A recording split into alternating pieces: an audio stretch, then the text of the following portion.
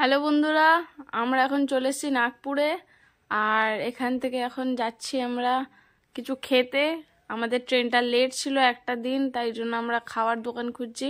আর এই চলে এসেছি আহারে খেতে। তো ভিতরে ঢুকে দেখা যাক কত কি দাম নিচ্ছে আর খাবারটা কেমন। ভিতরে সব ধরনের খাবারই আছে, স্ন্যাক্স আইটেম থেকে শুরু করে চকলেট, কোল্ড ড্রিঙ্কস সব কিছুই পাওয়া যাচ্ছে। আর এরা তো অলরেডি খিদের চোটে খেতে বসে গিয়েছে। আর এই যে কোল্ড ড্রিঙ্কস, জল দেখতে পাচ্ছ। এবার চাট এটা দিয়ে দিলাম, মেনু চার্টটা কোথায় কি দাম আছে সব দেয়া আছে।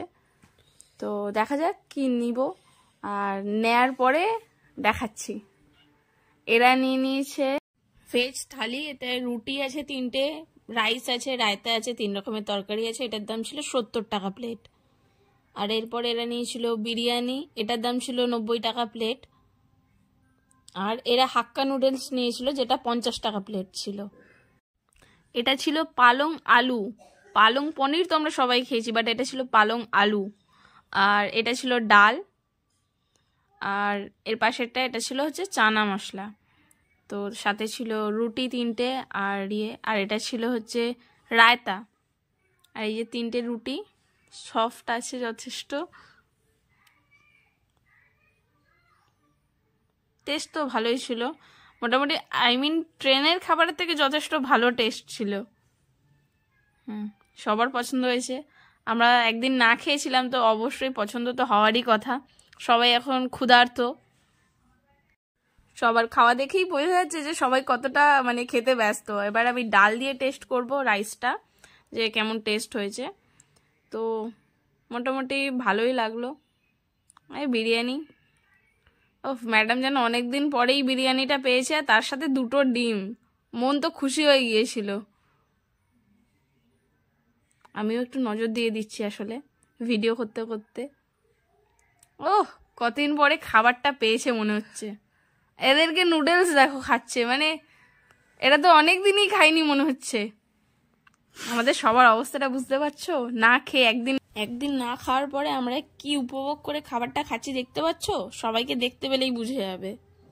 তো এরপরে আমি তোমাদেরকে দেখিয়ে দিই, এই রেস্টুরেন্টটা হচ্ছে আমাদের এই যে ওয়েটিং রুমের পাশেই একদম এই জন আহার রেস্টুরেন্ট।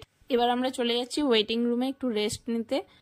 আর এই আমরা রাতের দিকে বেরিয়ে পড়েছি খাওয়ার জন্য। তো জন আহার রেস্টুরেন্টটা আজকে বন্ধ ছিল রাতে, তো আমরা হেঁটে হেঁটে যাচ্ছি কোনো একটা রেস্টুরেন্ট খুঁজতে যেখানে আমরা খাবো।